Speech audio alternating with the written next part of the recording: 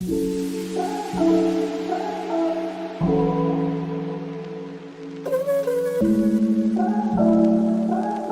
to The Big Break Show, a podcast where we discuss short-term rentals, entrepreneurship, life, mindset, and everything in between. Here are your hosts, Rafa and Jesse Vasquez.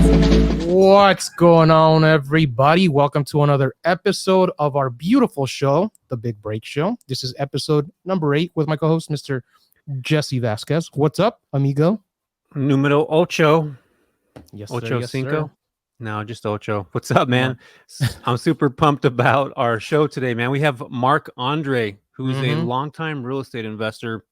This dude is an entrepreneur, and he actually owns vending machines. And I'm not just talking about one or two. This guy actually has a legit business based off of vending machines, which is really cool. We kind of did a deep dive onto this because, Rafa, you and I, that was one of the first things I ever thought about with entrepreneurship is like, man, it'd be cool to have a vending machine. So we actually get to hear how he breaks that down and works with it and makes it something profitable. Yeah, dude, I'm super excited because that wasn't even the intention when I asked him to come on. So I've been talking to him for a while on Instagram and stuff like that. We connected. Super helpful dude. Awesome, humble guy. And I knew him as like a wholesaler. Like he does wholesaling. He teaches a class on wholesaling. He helps people wholesale. He does big things out in Atlanta as a wholesaler. And I follow him on Instagram. I'm like, man, this dude's doing good stuff. And then I was like, hey, come on the show. Let's talk. Let's have a conversation. I saw he was doing vending machines. And I'm like, hey, let's ask him about the vending machine. And the entire episode ended up being about the vending machine world. And it kind of blew my mind because I was like, wow, there's a lot here. So I'm really excited for everybody to listen to this episode because we do a serious deep dive. We go into details. I mean, we talk about what the best chips are to purchase and sell and where to put them and Hot like Cheetos. what level. Yeah, hot Cheetos, Cheez-Its, right? Like he goes into the details of like the level of like the eye level on what row to put in the machines. And I was like, that's a whole science, man. He's got it broken down. So I'm excited. Me too, man. I like how he breaks down the economic science behind putting certain vending machines in certain areas depending on the demographic of people. Just like what we do with everything, right? Economics. So it's pretty cool. Take a listen, you guys. I think you're going to be excited about this one. Yep. Marc, welcome to the show, my friend. Cool, Marc. So, man, thank you for being here today. We're really excited to have this conversation with you. I know we're going to get into some really good topics with investments, being a business owner, and vending machines, right? And a little bit of wholesaling at the end there. Hopefully, if we have some time about it. Marc, thanks for being here, man. We really appreciate it. Happy New Year to you. Hope you and your family had a good one. But yeah, everybody, we have Marc here, Marc Andre, who has a vending machine business, and he also handles wholesaling. So I wanted, Marc, tell us a little bit about yourself, man, how you got started, how you got into entrepreneurship, what you do. I also wanted to, we'll dive into this a little bit, but tell us what you do now, what you have going on. Awesome. Well, first and foremost, thank you, gentlemen, for having me. I'm super humbled to be on your show. I think it's a phenomenal thing, and I'm rocking with y'all from day one all the way to the end. So thanks again. Appreciate that. So my name is Marc Andre. I run a wholesale investment company. We also have a vending machine business. I'm originally from Trinidad and Tobago. Was born in Brooklyn, New York. Believe it or not, but I know nothing of Brooklyn. My mom was actually, vacationing. I grew up in Trinidad for the majority of my adolescence. Moved to Atlanta, Georgia, Woodstock, Georgia in 1998, I believe. And been here ever since. I originally started my entrepreneurship journey actually just, trying to find ways of getting out of the rat race, right? So I'm not one of those stories where I've always been an entrepreneur or, I've started young. I mean, I did used to sell video games when I was in school, so that might help, right? And I'm gonna age myself. I used to charge a quarter to play my Game Boy. So, Okay. right. So So you've been an entrepreneur your whole life then. I mean, that's being an entrepreneur. Yeah. So I got a Game Boy one Christmas and I took it to school and I was just charging people, 25 cents a game. I can't even remember what the game was, but, so I've always kind of had that idea of buying and selling, or, being able to earn my own income. Right.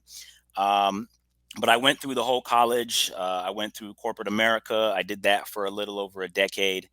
And then I realized that, it just wasn't for me. I wasn't fulfilling myself of what I wanted to do. I have 2 kids and it was taking away a lot from, what they were doing on a day-to-day basis. And I would just be working. So I had to figure something out. My mom one day bought a course from Ron LeGrand. You guys remember him? If you know I him, if don't. you don't, I don't. look him up. Who's that? He's real old school wholesaler. This was back when you had infomercials, at the end, like 2 o'clock in the morning, he'd be sitting on his chair in front of the beach in the background, and the lighting was great. And he was talking about, oh, how there's freedom. And, they have the His 12 hair was DVD. going. Yeah, the hair was going.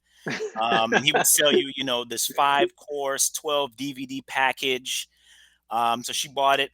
And VHS, bro. What are you talking about? DVD. I know, right? I know. No, this is a little past VHS days, but I'm sure he had a VHS version. But yeah, so that was kind of like my first, start at, learning a business that would, take me on my journey.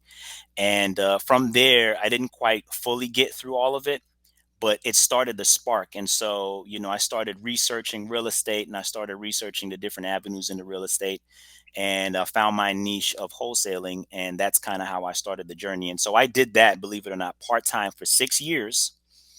Before I was able to go off on my own.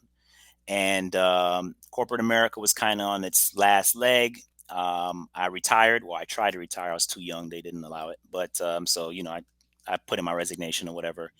And then February 14th, Valentine's Day, was my last day ever working for somebody. And so, I've been doing this now full time we're going on our 3rd year. And last year, we bought a vending business. And so that's kind of how I started with that. And we'll dive into that a little bit more. But, it's one of those things where you just kind of like, you don't know it fully. But I'm a full believer in moving forward in fear. Whether I'm feared or, whether I'm scared or not, we still push forward, because for me, it's not about a loss, it's a lesson, right? So I'm like, I'll just figure it out. So, that's kind of how I started and where I am now. You know what, Mark? I love the story, but there's something that you said about moving in fear. I just, as you know, I went to Tennessee this past weekend, and I went rock climbing for the first time. It's a gym, obviously. It's not like out in the wild or whatever, but I got to the top and it was scary, dude. And I know I'm harnessed in, right? And one of my, like, my 3rd attempt or something, there was this really hard part on this wall, and I'm super scared to move up. And I'm like, dude, if I'm gonna hurt myself, like I'm gonna fall and eat shit or something, right? And I said, you know what? If I fail at this, it's gonna be failing because I tried, even though I was scared, not because I quit, right? And I got past that fear of like, hey, I gotta try this, right? Is that similar here to what you're doing here? 100%. See, my thing is, you can never fully grasp a concept before you try it, right? You can try to research it as much as you can. You can try to figure out, but there's just so many unknowns in any avenue, in any business that you venture into. You're just not going to know everything. And a lot of people, they struggle getting past that point because they're just trying to learn every single thing they possibly can, trying to figure out every scenario, trying to, calculate every equation. And it's just not a good thing to do to move forward or to even jump in. So at some point, you're just going to have to say, you know what? F it, I'll figure it out. Let's dive straight in. And that's what we did. I mean, I knew nothing about vending machines, maybe 30 days prior. Yeah. Vending machines, man. That's something, you also said something right there in your previous statement. You knew the exact date you were leaving. Yeah. You left your job. I remember that day too. And one of the weird things, people tend to remember days that have emotional attachment to them. Like I could probably ask you guys, what were you doing on 9/11? And you'll probably be like, there's an emotional attachment, right? We saw what happened. I know what I was doing, but I always hear entrepreneurs bring the exact date up that they left the W-2 job. I bring that up all the time because there's a significance where I was in my brain where I'm like, I'm just done doing this. Like today's the date and it's done. Absolutely. Yeah. And I agree 100%. I think that, for me, it was calculated, but I call it bittersweet because, sweet being Valentine's Day and bitter being that I was leaving behind a past that I knew. That was like my only thing. We grew up knowing you go to college, you get a job, you work your 40 years, you retire, right? That was all that I knew, as far as the only way to bring income in. So, it's just one of those things that was definitely a changing point in my life. Yeah, let's talk about. So you said you grew up in Trinidad. So is that what you were taught as a child, to basically learn to work and then work to learn? Like, is that what you go 40 years, you work, you retire at 65 or whatever it is? Is that, what was that like growing up in Trinidad? And what was it like coming here? And was there like that shift in experience where you're like, this is my life before, and here's my, the land of opportunity? Did something like that happen to you, or a shift in mindset at all? I think so. Let me just say this. I want to big up all the massive Chinese who watching Trinidad Massive, right? So what what I like to say is a lot of people I would say that I've met, that I've come across, the majority of people that are international, it's just a different way of life, right? We do not have as many opportunities as there are in more developed countries. Trinidad is considered a third world country, and there's a lot of poverty there. Not saying that America doesn't have poverty, but there is a lot of self-awareness. There is a lot of, I have to get it, right? I have to go out there and I have to get it. Nothing is being given to me. So I think that for the majority of people that are outside of America, kind of have to fight for themselves, right? And if you notice, when you travel outside of the country, I don't know if you guys travel a lot, but you'll know that there are a lot of entrepreneurs who don't even realize that they're entrepreneurs. If you have a fruit stand because you grow, fruits in your backyard, you're an entrepreneur because you have a product and you're bringing it to the masses, and really that's your income. So I think that was embedded, right, in me from the very beginning. But there wasn't a click. There wasn't a switch when I came to America. I was super disappointed, but at the same token, it is what it is, right? It wasn't my first choice, but my mom had, a whole other vision for me, and for us, it was just, I grew up single child, single parent. So, I understand her vision now as I'm older and that I have children. But yeah, no, Trinidad really kind of groomed me into, being the type of person that I am and the go-getter that I have, and the, positive attitude and, move in fear, that sort of thing. Those were instilled in me in the beginning. As far as entrepreneurship, I think the click for that was when I realized I had to keep asking permission to take vacation, or I had to, I couldn't move in the freedom that I have now, then. And I think it started to eat at me and eat at me and eat at me. And I realized that, growing this corporate ladder, or as I used to call it, corporate lattice, because it's not just a ladder, it's a lattice, right? It just wasn't for me. It wasn't for me anymore. It was at the beginning, but it just started fading away. Yeah, no, that makes complete sense. And I think that if you're anything like me, or maybe Rafa, like, I've always liked to do my own thing, Yeah. and I think that a lot of times entrepreneurs, they just like doing their own thing. If I want to take time off, Rafa and I had these conversations multiple times. Dude was in Nashville for what, 6, 7 days. Like, he just take off, do his thing, his business is running.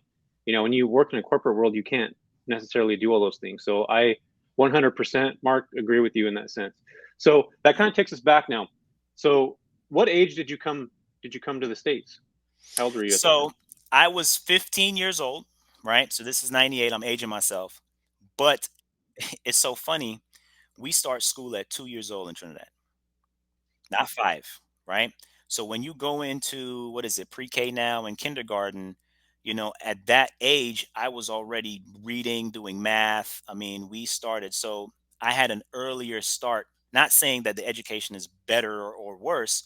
We just start earlier. So at 15 years old, I was already college student material. And so, and a lot of people who see this are going to realize that, at that age I lied, right? But I came to America at 15 years old in 1998. I could not go to college because the GED requirement needed me to take your US history, your American literature, your American, all of these US related subjects. So I had to go to school for 1 year. So I was a senior, the only senior who rode the bus, the only senior who couldn't buy cigarettes, right, legally, the only senior who had friends that were freshmen and sophomores, because they were my age.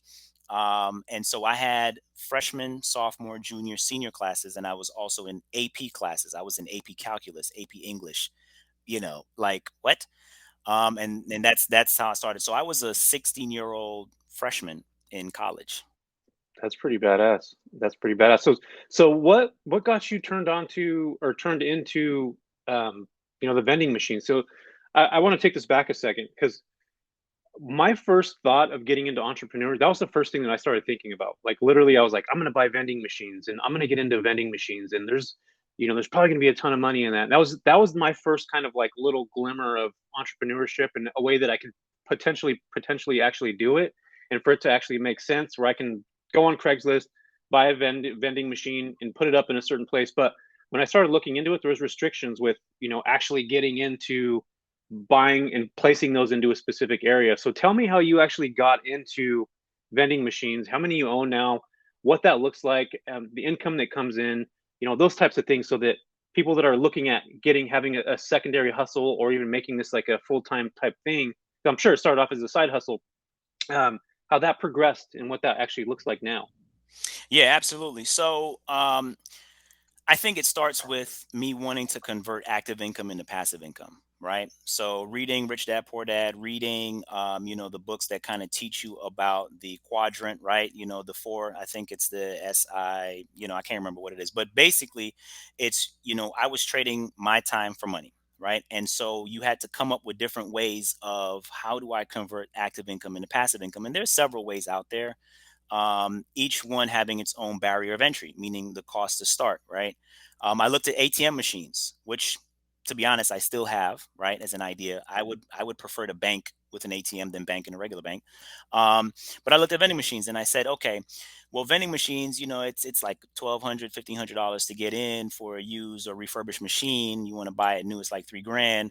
But I had to figure out, okay, well, what kind of return am I going to get on my investment, right? What kind of cash flow is that going to bring in? How much work is it going to involve? And I started doing some research, and I found out that with vending machines, you can really recoup all of your money in like a 3 to 6 month period, right?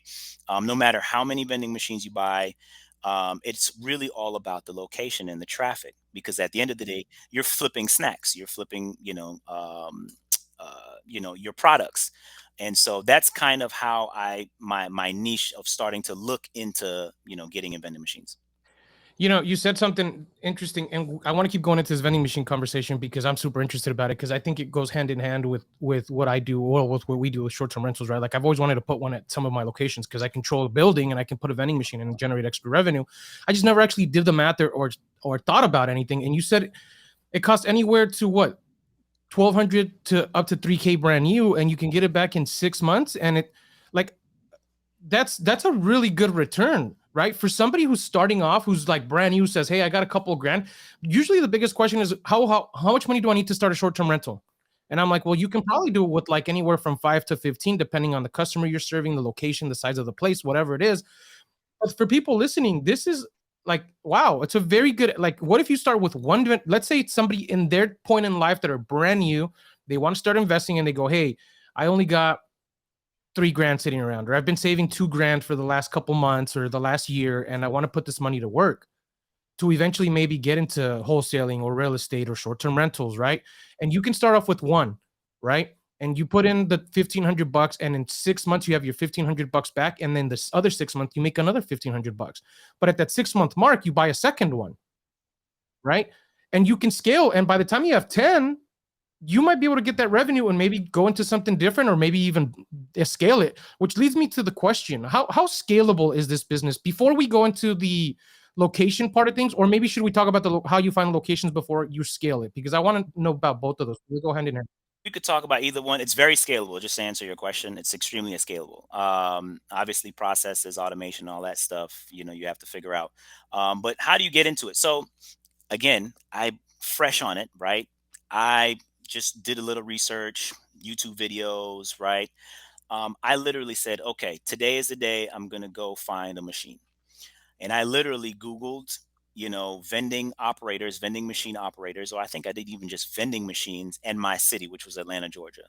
And the way I have my Google results, and this is a tip for anyone out there who does a lot of Google searches, you want to change your Google filter to not only just show 10. Usually when you Google, it just gives you 10 and then you have to go to the next page. So I've removed that entirely. So now I literally have hundreds and I'm just scrolling, and it helps me because, as humans, we have this like short attention span, right? And so if we don't find it on the first page or the second page, we're like, oh, it's not there. But that's not true, right? there are several pages at the bottom of your Google search results. I mean, sometimes hundreds of thousands of search results, but really no one has the time to do that. So what I did is I removed that, and I literally exported all of the results, and I went line by line, phone number by phone number, and I called each one of those people. And I was able to find the operators that are in my city. I was able to find repairmen that were in my city, and I was able to find people who were selling machines. And this is in addition to Craigslist. This is in addition to OfferUp. I think there was the company that OfferUp bought. I can't remember what their search was. But yeah, so you have to go out there. It's like a short-term rental, right? You have to do the due diligence ahead of time. It's the harder part setting it up. But once you get it set up and you have that kind of that model built out, then you can go about scaling, because then it's a lot easier to do it. But yeah, that's all I did, and I found someone who was willing to sell a machine, and we talked.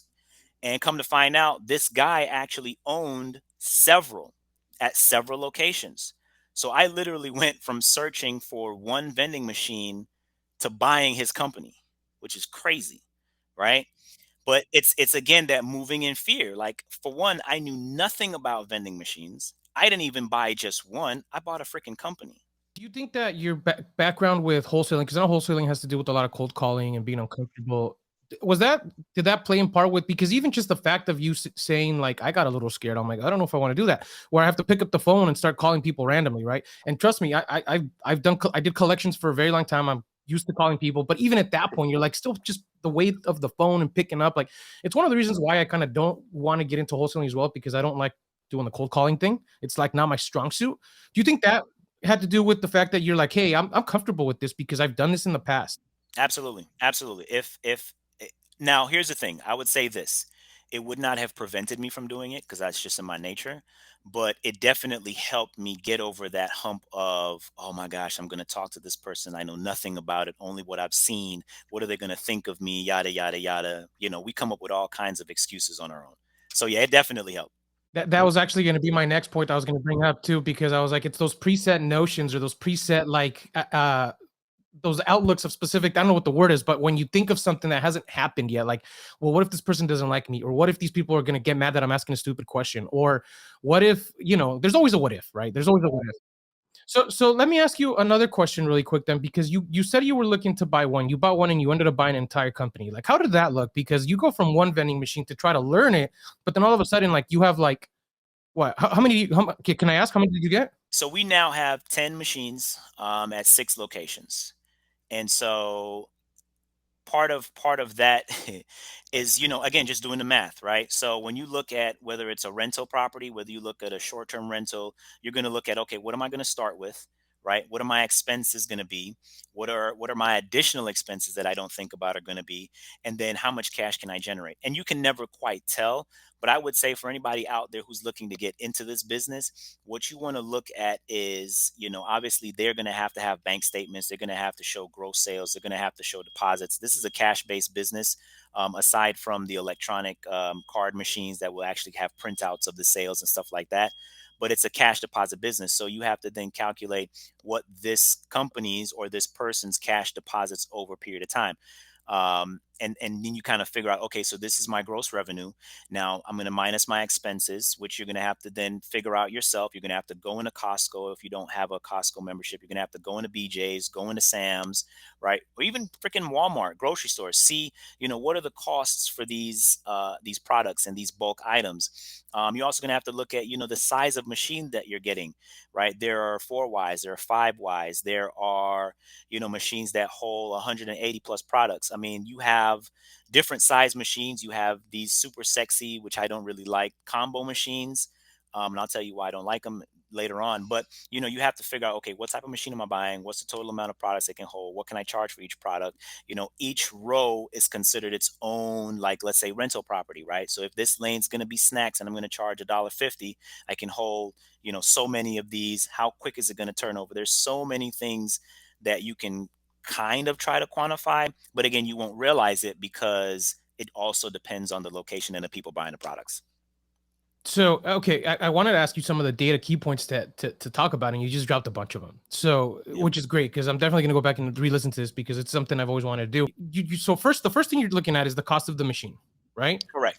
and then you're looking at how much you can make. Now, how do you compare that? Like, what's a comp for that? Like, would you go to like other vending machines and go, hey, the chips here are selling for $2.50, or like, do you just mark it up what you think is a good price? Like, how does that look? So the way I was taught, or the way I learned on my own, was that you want to have, a 3x rate of return, right? So if I'm going to charge $1.50 for, let's say, a bag of chips, I want to be able to get that under 50 cents, right? I want to be able to get that. So then I'm going to look at, okay, well, if I'm going to buy 30 bags or 30 count of chips, how much is it going to cost me per chip? Right? That's one way. You can't necessarily look at a comp that you would in real estate, only because, for one, if it's location specific, so let's say if it's at a hotel, you're going to have different people coming at your machine every single time, right? You can charge more for convenience if you're out in the middle of nowhere, right? And there is no gas station or no store, you can kind of upcharge. And typically at hotels, we have a higher price point. But you want to look at, number of employees for locations. So there's not really, to answer your question, you can't necessarily look at a comp. You have to kind of look at the location specific, and you have to, you'd want to ask the owners about foot traffic and stuff like that. But if it's like a warehouse of 100 employees, we typically now only want to go into warehouses that are 175 to 100 minimum number of employees, because that just, for me, is the traffic that I'm looking for my business. Yeah, I actually have a question on that now. So, we're living in the age of tech, right? So, are there vending machines now that will send you basically like a text and be like, "Mark, dude, you're low on, Pepsi now," or do you have to actually have somebody going in there and literally looking at it, or is there like literally devices that can, are smart devices that you can allow yourself to run your business and not necessarily be there checking up on things on a regular basis? Absolutely, absolutely. I mean, there's devices for everything nowadays, right? So you can have your digital devices that are cardless. We use PayRange on all of ours. There's NIX. There's tons of other different devices out there that can actually track not only your credit card transactions or your Apple Pay or Google Pay or what have you, but also your cash transactions as well. And they tie into each row, each section of the vending machine. So I can easily pull a report, and I do this almost every week. I pull a report and I can see what has sold versus what hasn't sold, and I'm able to then go and, if I don't have it in inventory, I can purchase it ahead of time. That way I'm also, minimizing my length of time at each, because I really had this broken down to a science. Like, when I did the research on the ATM machines, logistics was a big thing for me. And so, I look at where my locations are. I look at also how long it takes me per location, all that time, because I want my time back, right? I don't want to be spending all day long going to these machines. And I do still refill all of my machines. We don't have enough where I would need to hire, because then that's going to take away from my profit. So I still do stack and fill all of my machines. Okay, so first question: do hot Cheetos sell more than everything else? That's what I want to know. I only asked because I went to Omarje's apartment building out of Texas, and the hot Cheetos were always sold out. So, okay. All right. So how can I say this to be politically correct? It depends on the demographic of your location.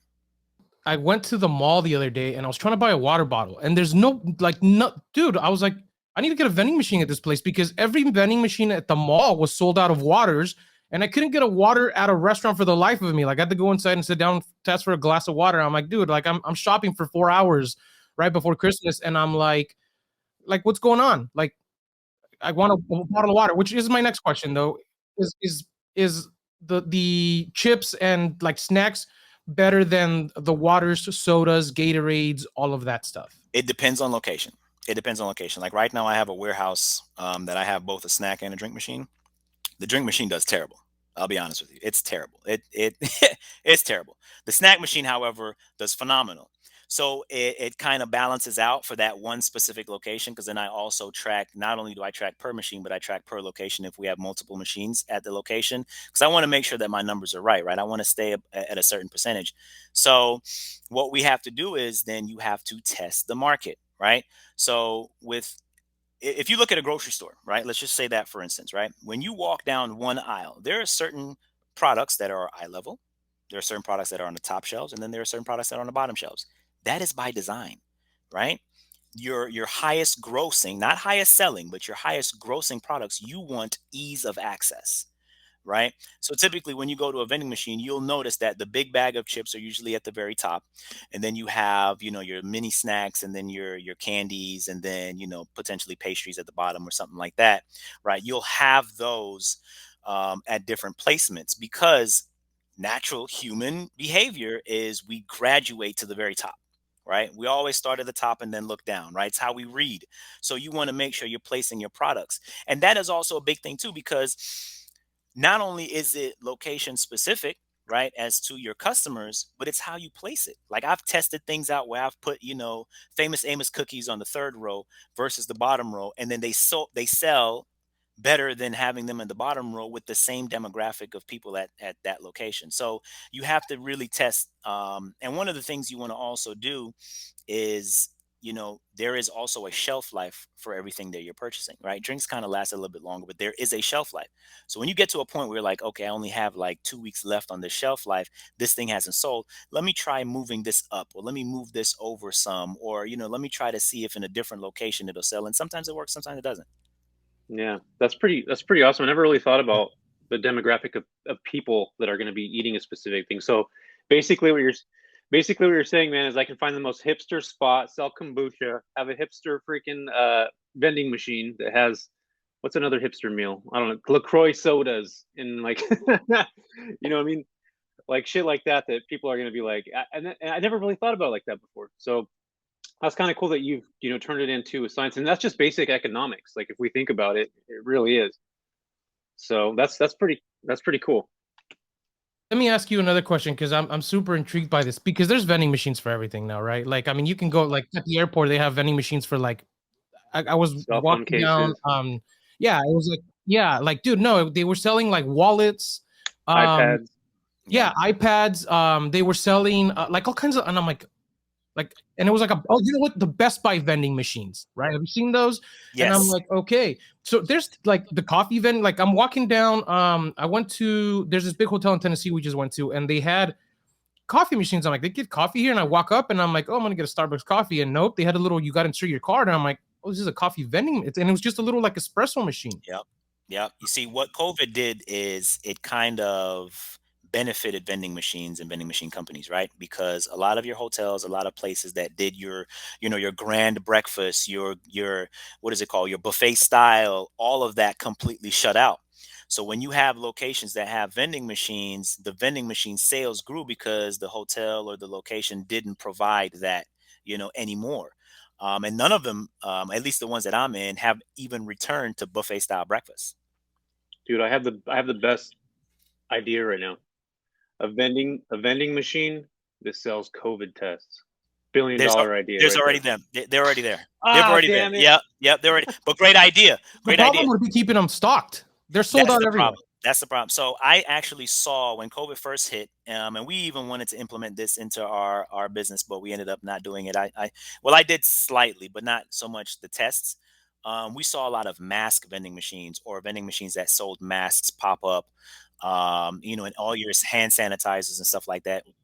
Right. So at our hotel location, I do like toothpaste and toothbrush. I do hand sanitizer. I do sandy wipes. I do makeup wipes. Those sort of things, because I figure, okay, one, Mr. Hotel, what do you guys offer as part of the freebies when they check in? Oh, that's all you offer? Okay, great. So now I know I can offer anything else that I believe to be, a necessity. So like things like Tylenol, you know, all that sort of stuff. And again, it's location specific. Ask you a question though, and I want to take it back, like before, because we're getting into like the details and like the nitty gritty of like everything. Because the first question I wanted to ask you was, did you ever think about getting outside of like chips and soda? And you just said you did, but before we go to that, how was the conversation that you had with the guy that sold you the business? Like, how did that? I want to know, like, how, if I was listening to you, just how was it? Like, hey, That's a really good, yeah, that's a really good question. So obviously, like I said, initially I was calling looking for vending machine. And I was open, being it was my first time, I was open. Like for me, especially in real estate, I take that realistic or that genuine approach. Like, because I did it both ways. I did the whole this is Marc Andre from, Down Investments, and what, right? And my analyst, and nah, fuck all that, right? Um, so I just go in and say, hey, I'm a local investor. I'm looking to buy, 2 or 3 houses in this neighborhood on this street. We bought that sort of thing. So it's the same approach I took with vending. I called and I said, hey, I'm looking to get into the vending business. I'm not that skilled. I don't know too much about it, but I want to purchase a machine and place it somewhere. And it turned into a conversation where he realized how new I was. So it almost became a coaching call for me for this particular guy. Other people were kind of shutting it down. No, either we don't offer it, or you're wasting my time, or yeah, we have them. They're $2,000. And at that time, I was like, no, I'm not spending $2,000. Thank you for your time, right? Or I think I even tried to negotiate, real estate, right? And it was still nothing. But no, this particular guy, he realized that I was green, and whether he saw it as an opportunity to get out the business, or he saw it as an opportunity to sell, his business for more or less than what somebody may have paid for, I don't know. But he really started giving me gems on the phone and actually teaching me a little bit about the business. And so I felt comfortable with him, kind of sharing more and more. And as we continue to talk, I mean, this lasted, I want to say, weeks. Like, so we actually were on the phone, and we would talk every 3 days or so, to a point where he realized I was super serious, and he actually took me out on his routes. And that's how I got to learn even more. And then after doing all of that, looking at the locations, looking at the machines, and again, I don't know much about it, but I'm still visually seeing, okay, this machine looks okay, there's nothing terrible with it, sort of stuff, is what led me to actually say, you know what, I think I'm gonna go ahead and make you an offer. That's pretty awesome. Yeah. That's badass, man. So he basically mentored you into knowing that specific type of line of work. You didn't know much about it. So are you going to stay? Are you going to continue to scale this business? And what does it actually look like to, like how much money can you earn in, with 10 vending machines? Break it down like 1 to 10. I mean, what does that look like? And how are you able to scale that? So you can definitely scale it. So the one thing I want to stress here is that it is not going to be like that from the beginning, right? Just like in short-term rental, just like, I don't know about rental properties, but just for short-term rentals, you're not going to get that massive influx of people, booking your stuff or buying your product. So there is a curve, right? It's sort of exponential. But the goal is really to have a machine that's going to generate about $8 to $1,000 net per machine per location, right? That's the goal. 8 to Is 1,000, that right? yearly, or what are we talking? No, that is monthly. That's the goal. That's the goal. That's not actuals, but that is the goal. So What's when you realistic? realistic, you're about 5 to 6, maybe 5 to 8, depending on the month, the time of year, location. Because some, like my warehouse, the majority of people were out on Christmas vacation, holiday vacation, so we saw a dip in sales, that sort of thing. But the goal is you want to average at least about 5 to 6 actual, and you want to push for 8 to 1,000. When we first did these machines, they were doing 3 or 4 or whatever, because again, this guy he's been in it 25 years. He didn't do market research. He didn't test around products. He had it was just so automatic for him. He would just load. He knew exactly what to buy without even looking at the machine. He didn't even tap into any type of automated systems. He didn't tap into any type of electronic devices or anything like that. He was just like, okay, this machine's going to need 4 cases of Mountain Dew, because I'm always putting Mountain Dew or whatever. And that's just kind of how he did it. And the way he was doing it, I didn't like it, because he would take the cash that he pulled from the machine and go buy the product, and I didn't like that, because that's not a true way of understanding your P&Ls for the year.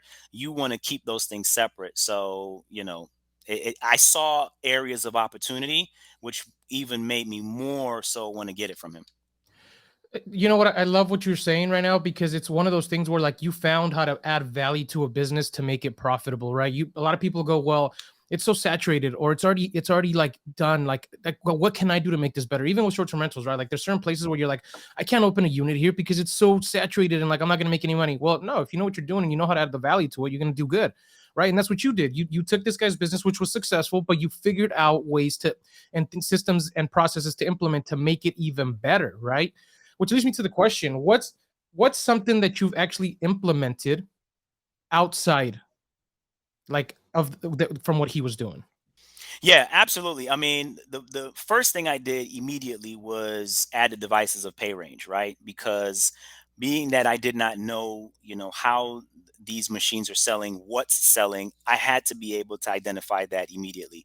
And I didn't do that very, very first day because I didn't realize that I needed it until I got tired of having to go. So I would have to go to the machine, right? Take the money out, see, okay, that sold, that empty. Well, shoot, what was in the lane? I didn't remember what was in the lane, right? So to make sure I didn't like put something that wasn't there, because again, I want you to keep buying in this lane. So I had to figure out a way of getting that done because I started guessing, okay, maybe it was, Lay's chips or something like that when it was actually the barbecue flavor and not the regular flavor. So that was kind of one of the first things that I did. And that helped me not only track, but it also helped me identify which product sells better or faster than the other. So I would say that's one of the things that I added. Another thing was I tested products, and that's just what you have to do. When I realized certain things weren't selling, I started buying stuff that he never bought. And at first, when I started buying things, this is another thing you don't want to do is you don't want to put things that you like. That's the worst thing you can do, because that's what I did like the first week. I was like, oh man, I love these Oreo cookies, blast, apple pies, yum. Like, these are the things that I love. Skittles, right? And so I kind of loaded it with stuff that because I'm in the store and I know what I like because I know what I see. So that was the first thing that caught my attention when I'm in the store. I'm like, okay, I'll get this. And then, yeah, I realized very, very quickly that that's not the case. You have to just try a bunch of random things, see what works, and then expand on that. Yeah, you brought something up there. A lot of times people think, and I talk about this with the short-term rental side, it's not about you. At the end of the day, you're No. putting something together. It has nothing to do with you. It's all about serving your customer who's coming in, whether that customer is a vending machine or a client or a guest that's staying at your place. It has nothing to do with you. Everything needs to be based around the customer. Because at the end of the day, what I like and what you like and what everybody else likes, it's completely different. So as long as you center what you're doing, the thoughts, the inspiration behind that other person, whoever that may be, and you got to test it, right? You got to do market research. You got to do that on your own. You got to figure out. And I love how you talk about demographics. You put in a vending machine in with a bunch of dudes that are working. What are those dudes going to buy? You know what I mean? If that's a Hispanic space, Mexicans are going to buy. I'm speaking for myself. Yeah, hot stuff. You sell a burrito in there and some hot Cheetos, bro. It's done. You know what I Done. mean? Yeah. Cheez-Its, bro. The first thing that came in my mind was like, I love Cheez-Its, man. Yeah. I And love you know what's so Cheez-Its. funny? One of my location kills on Cheez-Its and the other one dies on Cheez-Its. So what I do, right, in this example, so I would move my Cheez-Its out of the machine that it didn't do well, like in a 2-week time frame, and I would put it in my other machine just so that it doesn't spoil or it doesn't go bad. Because that's another thing too. The locations will let you know. Hey, you have stale products, or hey, this thing, they're gonna call and complain. This machine ate my money. It's not taking coins. And yeah, so they'll let you know very quickly if it's something that happens. I want to keep the conversation going, and I want to ask you another question about like damage and maintenance and repair, right? Like, do anybody like you ever had anybody vandalize your location? Like, where when I was a kid, I used to like stick my hand up to the bottom and try to like steal the bags and stuff like that, like stick the hangers. Like you ever get that still, or is it like the machines are just so good that they don't allow it anymore? So I bought used machines, right? Let's call it what it were. He'd had these machines for 10 plus years, and typically the shelf life of a machine is about 25 to 30. Um, excuse me, but I bought That's used pretty good. machines. And yeah, that's not bad at all, right? Thinking of your ROI, if you have a $1,200 transaction or a purchase and it lasts you 2 decades, it's going to automatically pay for itself just in depreciation alone, right? Um, but yeah, so when I bought the machines, there were a couple of issues that we had to quickly get over. One of my machines, the compressor went out, so I had to learn very quickly how to fix a machine. Shout out to YouTube.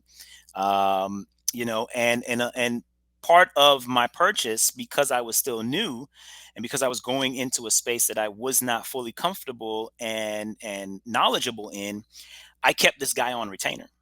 So he was like a consultant for a 6-month period while I was navigating through this space, right? And that was one of the things that I put into the agreement, right? When we sent over our offer, was that I needed you to be around, because again, I was so fresh. But yeah, no, things happen. Damage happens. That's why you want to, get good insurance.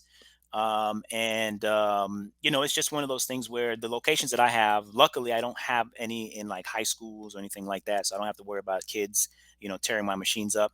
The majority of our locations are, in either establishments that are like, warehouses, retirement homes, hotels, that sort of thing.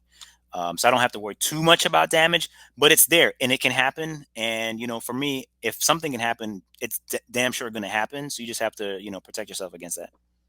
Man, Mark, this is such a good conversation, dude. Like, I wish it wouldn't ended an hour. We got 15 minutes left here, and I'm sorry for boring you with the vending machine questions because I know you have so much No, else going on. listen, I know you've been doing wholesaling forever, but like, I want to keep yeah. asking questions. Like, this is really good.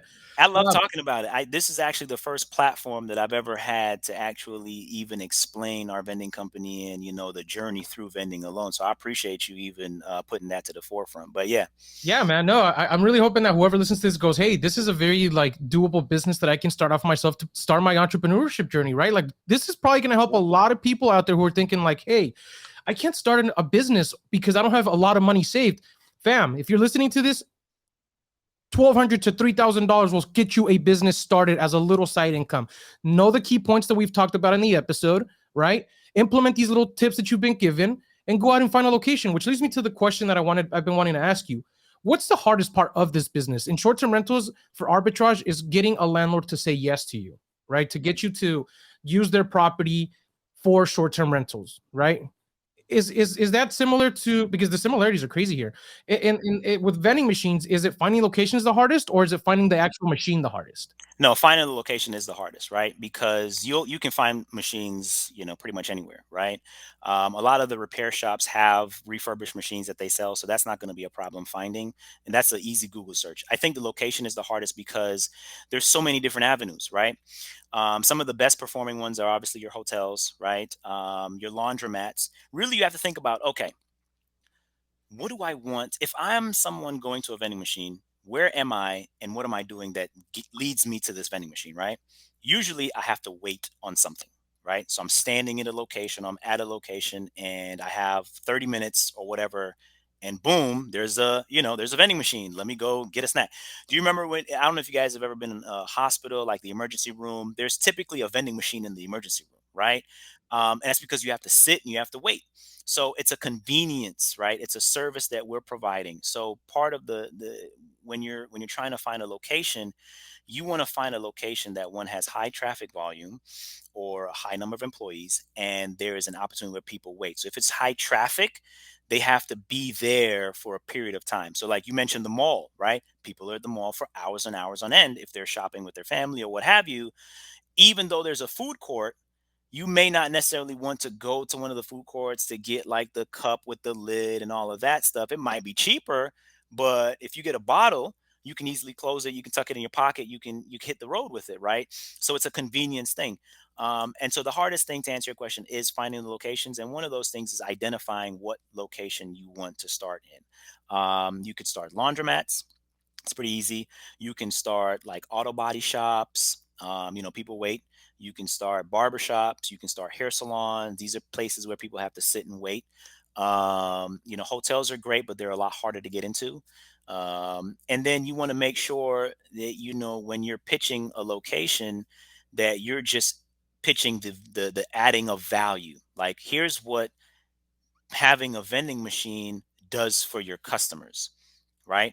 We're not coming in where, hey, we'll pay you to place our machine, right? Because that obviously takes out of my profit.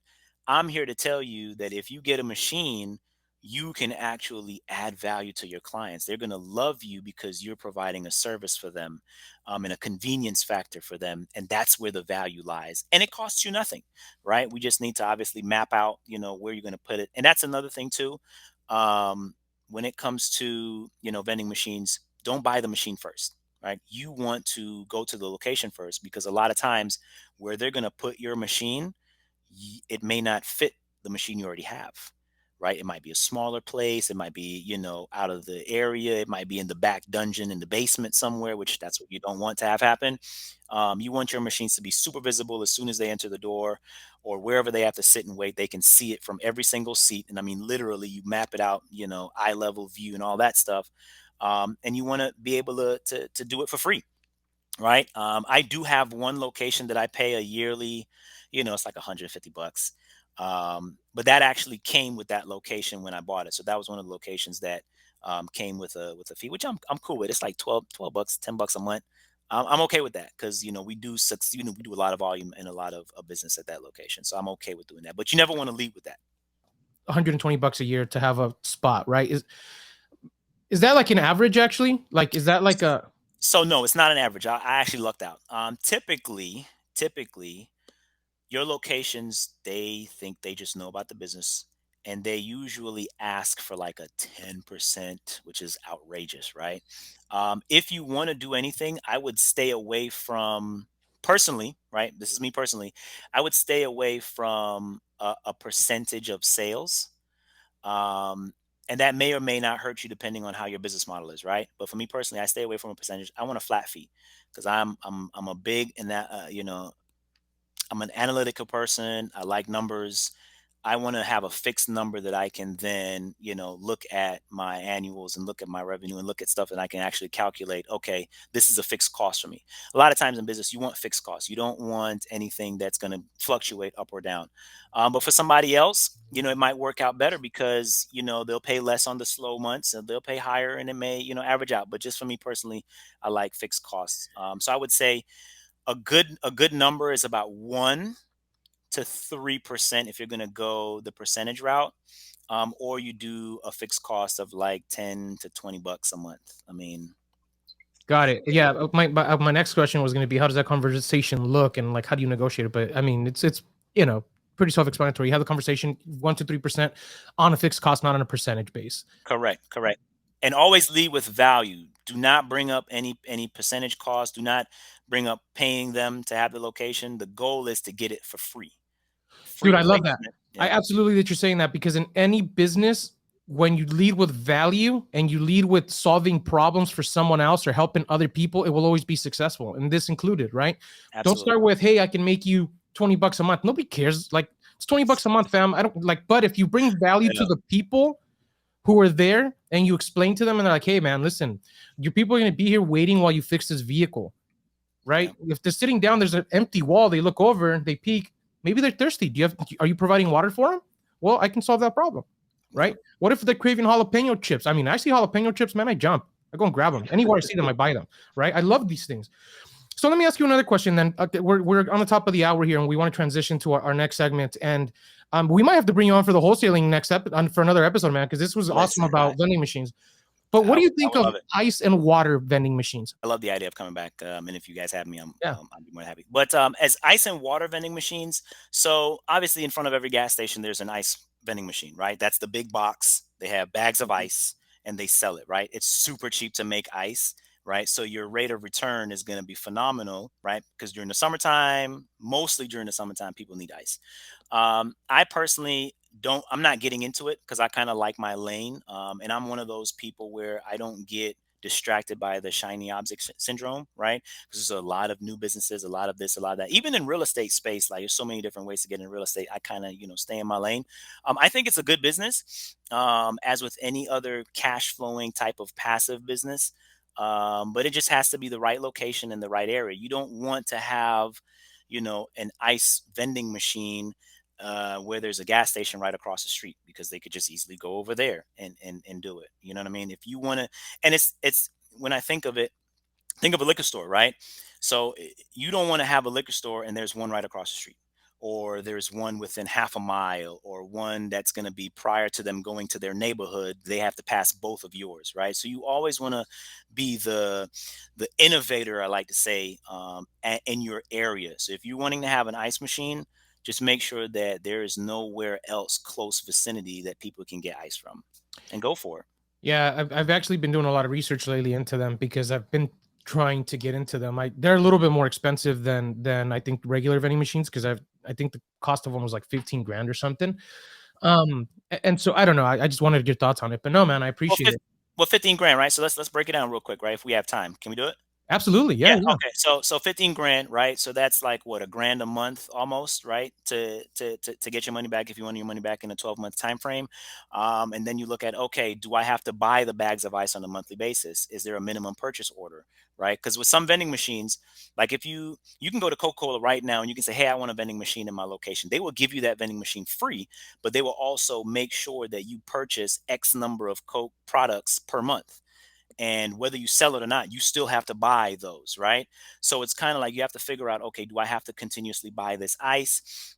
How much traffic am I getting? How many bags of ice can this $15,000 machine hold, right? What's my increased cost of electricity that I have to pay for? So you got to have to kind of figure that out. And so let's say if you're at 1,000, 1,200 a month and your machine holds 50 bags of ice, right? You do the math, you're at what, 60 bags, right? Or 60, where's my math? Hold on, 60 bags for one, but you have to make, so just have to calculate, okay, how much am I going to sell a bag for? How many am I going to run through a month period? What's my rate of return that way? So I don't know, because I don't live in a hot climate year round. We're in Georgia. We have 4 seasons in a day, right? So, it's not always hot. Like right now, I think it's about 40 degrees out there. Your ice is not going to sell that often, but you are in California, you guys are hot all the time. So, it's like every day you could sell the ice. So it's not a bad model. I mean, I love. The $15,000 one actually was you have to have it plugged into water because it made the ice there. Like it was one of those that made the water and sold the Okay, so like ice. the restaurant grade types. Yeah. Okay, So it okay. was So it so was then does the customer scoop their own ice? Like, how does that work? yeah, so it had a little, like, I guess you can sell the little bags and then they fill up the bag with ice, right? Okay, And they would pull the bag and fill it up. Or they can roll up with their cooler, fill and the it would just cooler, fill the cooler. yeah, and then they would, be on their way. Got it. I like But that. I think that's why it was more expensive though, because I've seen the ones you're talking about where you just fill the ice, but I think these would be awesome because they're a little bit more automated. So it's literally you pull up with your gallon, fill up your cooler, out the door. So what I would look into that, and this is just me thinking out loud, I want to know what's the volume of that bucket that's making the ice, right? So if it's, let's say, I don't know, 100 cubic feet, right? Okay, how many bags can that produce, or how many coolers can that fill? And then what's the length of time it takes to replenish? Because let's say I empty that cooler, how long is it going to take before I can refill to then provide ice to my customers? Because what you don't want to have happen is they come in and you're out of ice. You know what I'm saying? So you gotta have to kind of figure that out. How long is it gonna take, and then see, if it makes sense. Because 15,000, to be honest, is not really that bad of an investment, right? Y- Not to jump in there, but I could always compare everything to what I can do in short-term rentals. And 15 grand in Yeah. short-term rentals, I know exactly what I can get out of it and how long it'll take me to get that back. So that's kind of my comparison. But and then and again, it's like kind of like you were saying, you want to kind of stick to the lanes that you know. I'm trying to diversify my investment portfolio at this time, so that's why I'm looking into the location. So yeah, I know what 15 grand does in short-term rentals, but I also want to know what 15 grand does in different locations. It's why I bought those. I just bought 5 cars, and it's why I'm getting into the car rental space. It's why I want to start doing different stuff. So listen, let's go into we ask 2 questions every single guest that comes onto the show. Being that the show is called The Big Break, we want to know, and it doesn't, whatever it is, what was your big break in life? It doesn't have to be like in anything, where that one thing that happened that you clicked and you're like, wow, this is what got me into the path of life where I'm at now, or this is what got me into being an entrepreneur, or it could be somebody who mentored you. It could be just maybe you won the lottery. I don't know, whatever it is, right? What was your big break in life is what I'm trying to get at. That's a good question, right? And I haven't really thought about it, but I think where my mind goes to now is that first wholesale check, right? That first proof of concept. Hey, this thing actually works. Like, this, I could do this, right? And I think for a lot of people, it's that confidence booster, right, that lets you know what you're doing makes sense and you can actually do this. So I think for me, because I was researching, I was putting up bandit signs for months at a time, not getting anything. And then finally, I found somebody reached out to me through my bandit sign, and I was able to get a deal under contract. And then when I went to the closing table and actually picked up that first check, it was like a aha moment for me. And I'm like, man, this is amazing. Like, I would love to be doing this full time. And that's really what started my full real estate journey, because, you know, even though I'm not a quitter, right? So I would have probably continued, right, until. But for a lot of people out there, if you're watching, you know, you may be in something right now and you're probably not seeing any success yet, or you're in something and maybe you've seen a little success, but it's just not to where you think it was going to be. Like, my advice to you would be just keep at it, right? Keep going, especially if it's something that you enjoy doing. Don't quit on yourself. Don't give up. You're gonna hear a lot of people saying, "Man, you've been doing this for so long and you haven't done this, that, and the third." Well, that's none of their business, right? Because they don't have the vision that God gave you, right? So they can't see what you see. You know what I'm saying? So I would say for me, my big break was the proof of concept that I could actually wholesale a property, and I've been doing it ever since.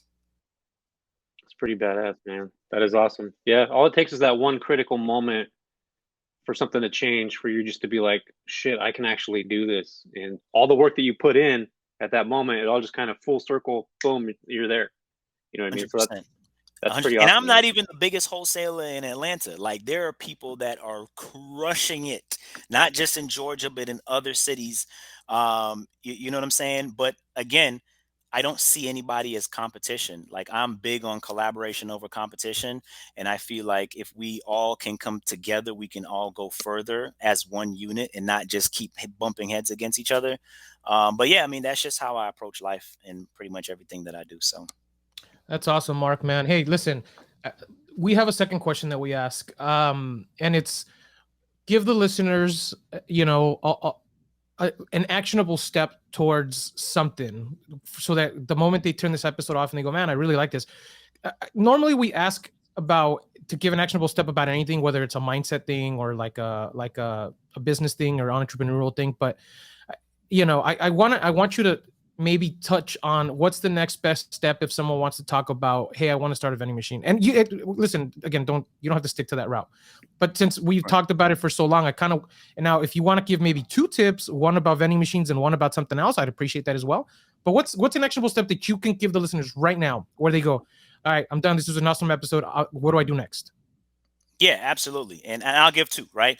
So the first one, we'll stick to the topic, which is vending machines. I would say if you're really interested about getting into vending machines, the first thing you want to do is look at your backyard, right? It's the easiest place. You know it, you're familiar with it, right? You're there. Go to these locations like laundromats. Remember, think high traffic, think high volume, think large employees, right? Find those locations, go to Google their addresses, call them, right? Call them and say, hey, I own a vending machine company, if you do or you don't. And do you guys have a vending machine on your location? Would you be interested in having a vending machine? And then just see where that goes. That alone will get you over a significant hump that a lot of people can't get over. It's taking that first step. That action, you hear a lot, right? Take action, take action, take action. But it is literally taking action. Like, I don't care how small it is, even typing in vending machines, Charlotte, South Carolina, that's an action, right? And so you don't want to be afraid. You don't want to move in. I mean, you want to move in fear, but you don't want to be afraid of taking action. So I would just say for vending machine, do that. The next tip I would give is, I'm going to keep it mindset, right? Just please stop listening to other people who have not done what you want to do. Like, literally, please, I beg you, don't do it. Right?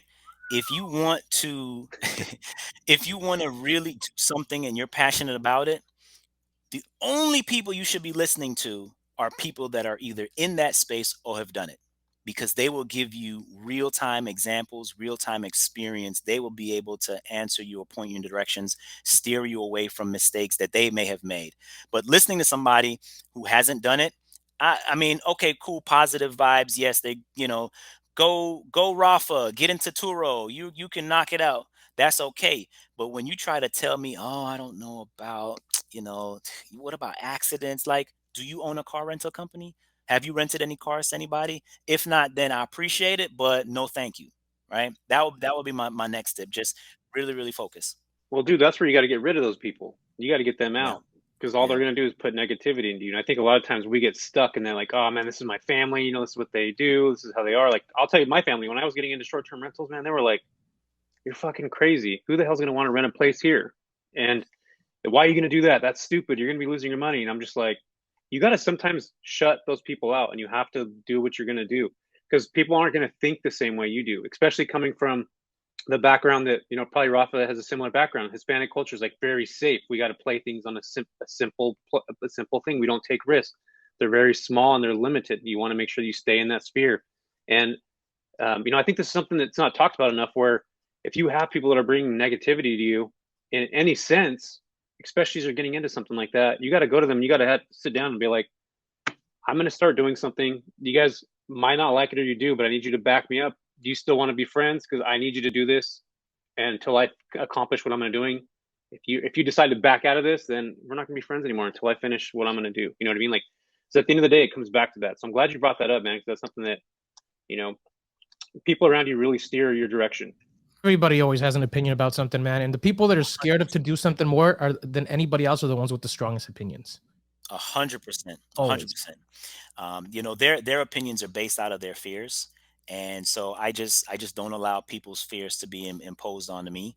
You know, because again, I'm fearless, right? Even with fear, I still move forward in fear. And so that's one thing that separates me. And you're right, Jesse, about, you know, your circle. Like, my circle is super tight.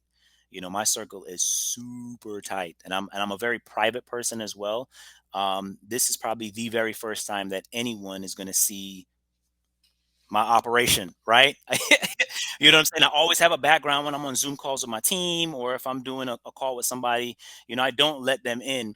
And so, you know, it's just one of those things where you just have to keep your circle small, because like Rafa said, you know, people are opinionated, and I can't have your opinions reflect negatively on what I want to do, because it can change depending on who it's coming from, especially like a spouse or a family member or somebody like that. You might actually believe what they're saying. And so, yeah, you just have to make sure to stand your ground, and you know, again, only speak to the people that are in the business that you're trying to get to.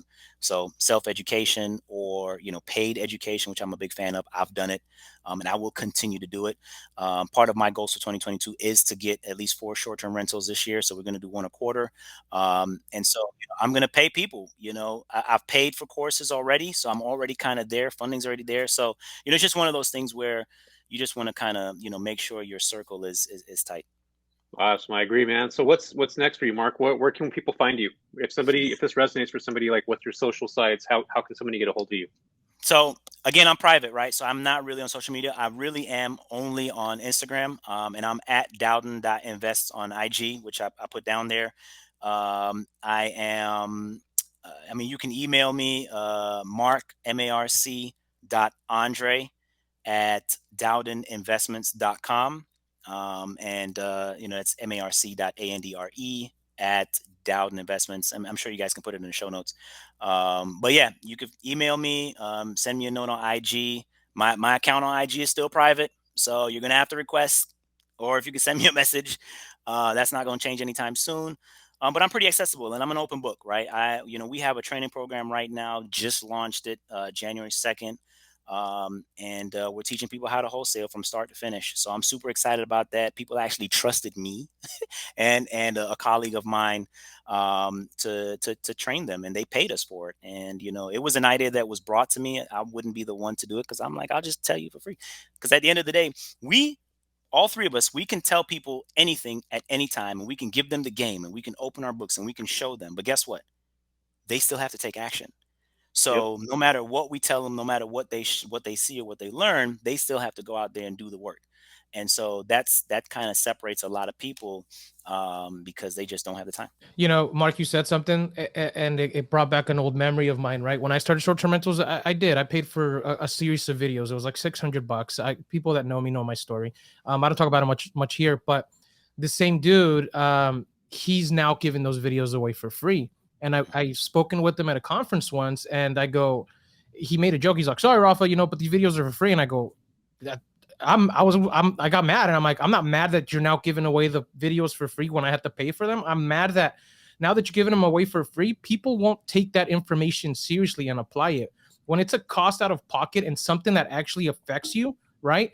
If you have to go and spend, let's say $1,000, odds are you're going to put that stuff into in that information that you learned and implement it. If you get it for free, it's going to be like, oh, it's going to go in your head. You're going to go, oh, cool, and then move on, because it didn't cost you anything. There was no actual like hurt, pain, feeling, like Jesse always says, right? Those, what was it you say, Jesse? Those emotional times that you remember, right? And spending money is an emotional thing for a lot of people. It is very emotional. And if somebody goes, hey, it's going to cost you, like, if I say, hey guys, I'm going to start teaching short-term rentals, it's going to cost you $3,000 each. That's an emotional decision that people have to make. Here's $3,000. But I'll tell you what, they will take what I tell them, and they're going to more likely apply it than if I go, hey, I'll teach you for free, and you're going to waste 5 hours of my time, and you're going to go home and do nothing. Yeah. Right. Yeah. 100%. 100%. That's why those free coffees and stuff like that people always, hey, let me take you out and da. Yeah, okay. I know you're just going to do that, and you're not really going to take that seriously.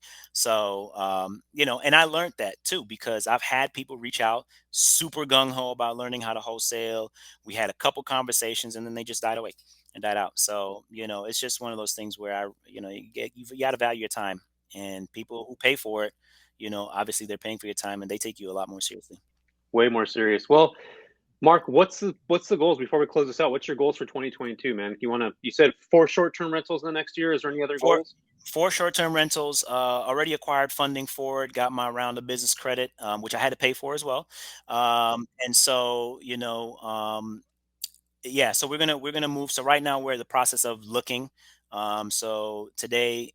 And what's so funny, I love about my wholesaling business is that because I have a team of callers, I can literally put together any campaign that I want to, and they'll call it. All I need to do is just type up a new script, and they'll be able to call it. So I did that with our vending machines, and I'm going to do that with the short-term rental, because we're going to do arbitrage, your method, and we'll, you know, get a list of apartment complexes and stuff like that, and be able to have them start doing the initial calling and getting that together. So that's part of it. As far as the wholesaling business and vending business, we want to grow. So I'm looking to double what we did last year. Last year was our biggest year ever for the company. So we want to just expound and continue the momentum and do that, which we've already started with a bang this year. I have, you know, 2 big closings coming up. And with the vending business. So one thing about the vending business that we're going to do is I'm going to, instead of buying new machines and putting them in new locations, we are going to relocate some of our lower performing machines. And so it's an easier process. I don't have to spend any additional money, right? Except for like moving, right? And then whatever loss of income from the time I cut it off at that one location to the time it goes. And then obviously the curve of sales and stuff like that. But,